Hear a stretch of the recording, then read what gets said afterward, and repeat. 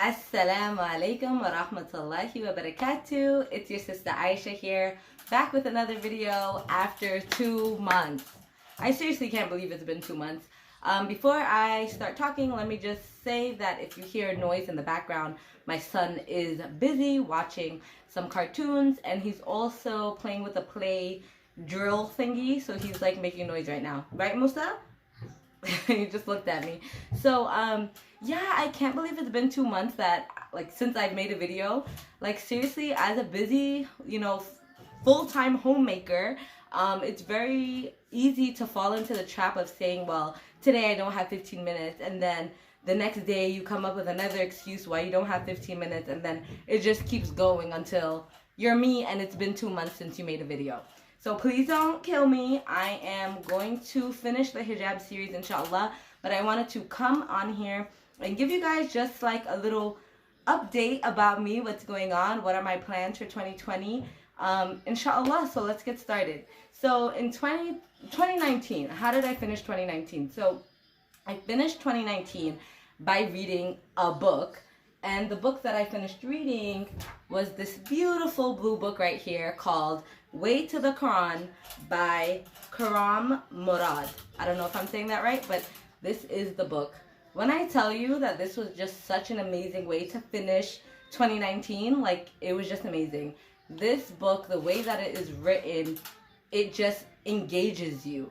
So for you guys, for whoever doesn't know, this book, I would say like this. Say you are a Muslim, you're coming back to the deen, or you're practicing Muslim, but you haven't been reading Quran. Like maybe you've been reading it in Arabic, but you haven't been reading it with the translation that you understand, and so you've been reading without understanding or approaching the Quran in a way that you don't know.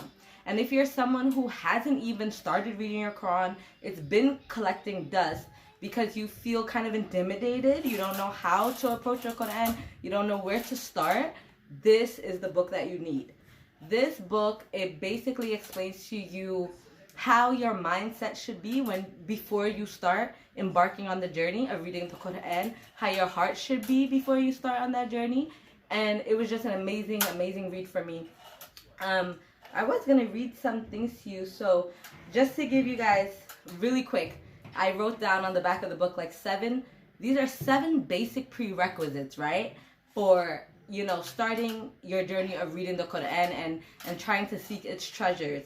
So number 1, having a strong and deep faith that it is the word of Allah. So you need to have this mindset before you start reading the Quran. Number 2, intention. Your intention is to... Okay, bring it here.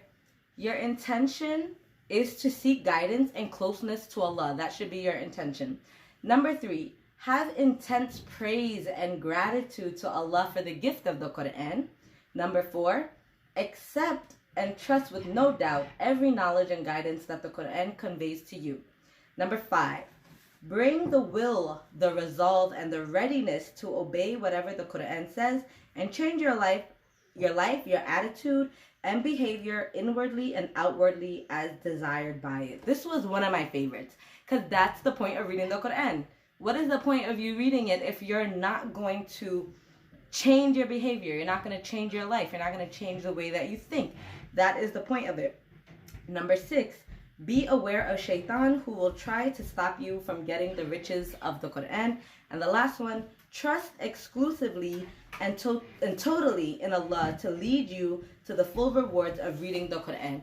So those were 7 basic prerequisites. If you like that, if you can relate to that, if that is something you have trouble with, come here, baby, come here. Get this book.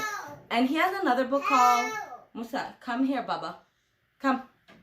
Ayu. Okay. So this is mom life, guys. My son Musa, he's 2. He would not take a nap. And so I was like, you're not taking a nap. How am I going to get this video, out there? But you know what? I just had to sit him there, even if for 15 minutes, so I can make the video. The author put the little one to sleep. And so what I was saying is that there is another book by this author, Khurram Murad, and I think it's called The Morning Hours, but I'm not sure, so I will put it in the description below. So I highly recommend this book, inshallah. Moving forward, I just want to share with you guys the first book that I read since 2020. I started this in January and I finished this month. It's called How to Talk So Little Kids Will Listen. I am obsessed with parenting books or how to help yourself books. I just love any type of book that's going to teach me how I can be better, what I can do in my life right now, what I can start implementing. So I'm just obsessed with self-help books, basically. And this one is geared towards parents whose children are like 2 to 7 years old, and different ways to like talk to them, different kind of strategies, how to talk to them to get them to take a bath or to eat their food, or if your kid likes to fight you on getting dressed, like how do you deal with that in a way that's going to bring peace and harmony and not have you like want to pull your hair out or your hijab off, basically. And I love this book. There's nothing wrong with being respectful to your children, treating them with respect from a young age. That is how it should be. And so I think that this book is very, very good. Even at the end of every chapter, it has bullet points that you can just write down on a post-it note or anywhere. And basically the main takeaways from that chapter. I bought this book. I buy books. I don't like borrowing them from the library because I haven't done it in this book, but most of my books, I'm reading it with a highlighter or a pen. I highlight anything that's interesting. I underline it, and I love doing that. I love being able to go to my bookshelf and pick out the book and like skim through it and, you know, just to look at it again. So I did buy this. Somebody did tell me about a website called thriftbooks.com. So if you don't want to spend like full price for the books, you can go online or you can go to a thrift store. I went to a thrift store recently, and honestly, the books, there was a book that was on my list to read this year. It was $17 and I got it for $2. So yeah, so check out, you know, if you don't want to buy, if you don't want to spend too much money on books, check out your local thrift store or check online, inshallah. And so How to Talk So Little Kids Will Listen. It was a really good read. And so right now I am reading this book. This book is called The 6 Cards, How to Teach Your Child Quran. How to Teach Your Child Quran. And it's by a sister named Amina Muhammad, and I found her on Instagram, and her Instagram page is called The 6 Cards. And she basically talks about why she believes that you should teach your children how to read in Arabic first, and basically how, so their first, you know, the first time that they read, the first book that they read on their own, it will be the Quran. And so I was talking to her, asking her for some advice, and it's so funny because in talking to her, I realized that it's true, like what her point is. So, quick story. Musa, he learned the ABC song very quick, A, B, C, D, E, F, G. And later on, when I tried to introduce him to the Arabic alphabet, Alif, Ba, Ta, he really didn't care for it. He would say, no Alif, Ba, Ta, A, B, C, D. And I was just like, what? That's so weird. Like, why? And I don't know. So she was just saying that, like, obviously you live in a Western country. Your primary language is English. My son speaks English. He understands English. And so the English will come, inshallah, like in the reading. But she definitely advises to teach them Arabic first.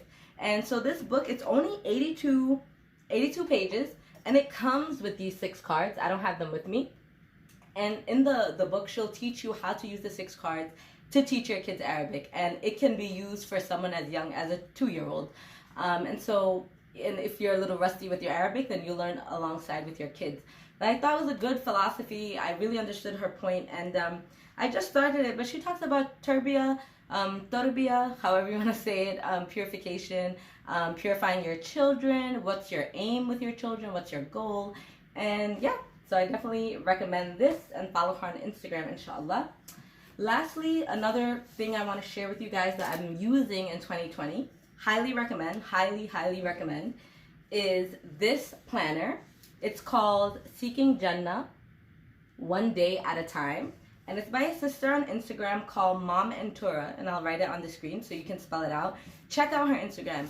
If you are looking for a planner that you want, it's gonna meet your Islamic needs and, you know, your secular needs, whatever it is, this is it. It's an undated planner. So you don't have to worry about wasting pages because you just put the date as you go. And I really love this planner because there's so many opportunities for self-reflection. The way that she set it up, the very beginning, she set it up as a vision board. So she asks you questions. What's your theme? My theme, my goals and dreams, my why, how I want to love Allah, the Prophet, my family, community, and the Ummah, what I want to change, and how I want to grow in my deen and my dunya. She has a page for reflection, so you can write your best memories of 2019. How did Allah bless you in 2019? Who supported and inspired you, mashallah. She even has, a page that you can write your affirmations, what's your ultimate vision, your top 4 goals of the year, And she even it just has everything. It has a Quran reading log, and it's just so amazing. And here's a blank page, if you guys can see that. I don't know. But she has little reminders on the top. So this one says Sadaqah. The Prophet Muhammad, peace be upon him, said, when a man dies, his deeds come to an end except for 3 things. Sadaqah Jariyah, ceaseless charity, a knowledge which is beneficial, or a virtuous descendant who prays for him for the deceased. And so I highly recommend it. I recommended it to 2 of my friends, and they both got it. They love it. And one of them recommended it to another friend who got it too. And so this is like amazing. I wake up every day and I'm reminded of what are my goals? What do I need to get back at? What am I forgetting? It's very important to write things out. So moving forward, I wanted to share with you guys what I started doing in January. It's literally been 2 months and I'm still not done, but that's mom life. And so this is my vision board that I started. It's not finished. I don't know if you guys can see it, but basically I have space for Islam and spirituality.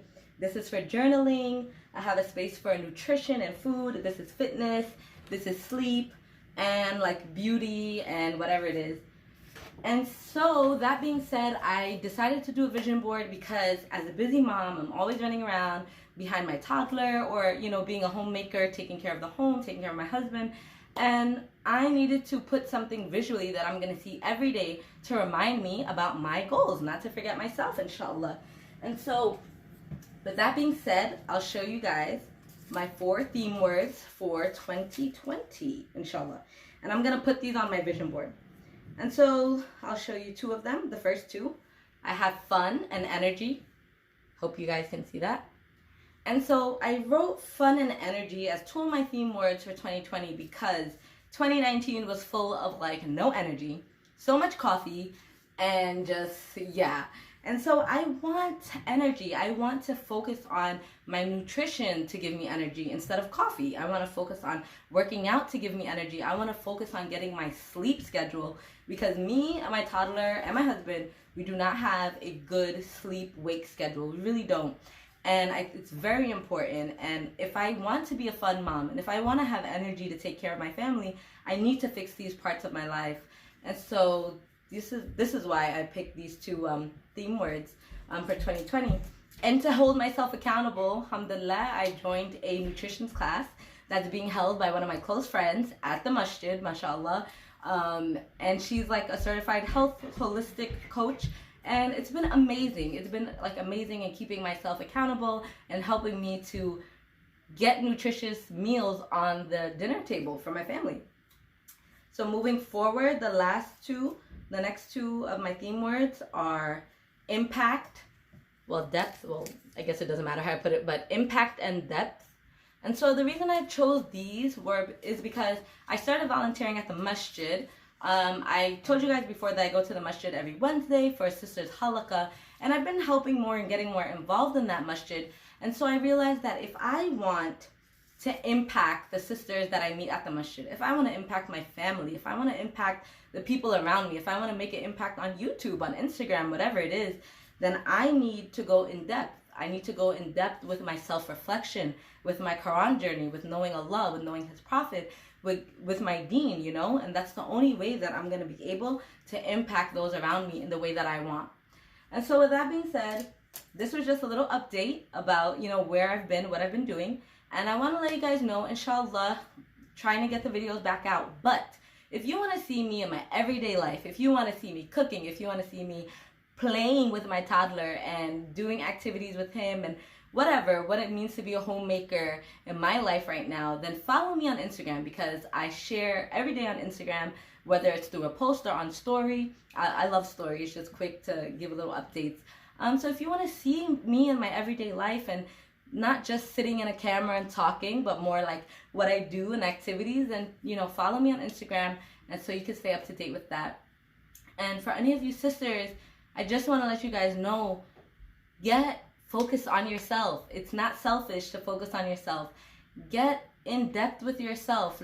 Get a journal, write out your plans, write out your goals, write out who you want to be, who you don't want to be, what needs to change, what you're grateful for. These are important things to get to know yourself. We're always taking care of so many people around us, but you need to take care of yourself, and you need to strengthen your relationship with Allah by knowing who you are. And that entail will help you with, your relationships with everyone else. And so I hope you enjoyed this video. I hope you enjoyed the update. Please comment below, what are your goals for 2020? Have you ever heard of theme words? What are your theme words? What are some things that you need to stop doing this year, Let me know and speak to me in the comments, and I will be sure to reply, inshallah. Until next time, Assalam alaikum wa rahmatullahi wa barakatuh. Khurram Murad, he has another book called... So he didn't want to take a nap.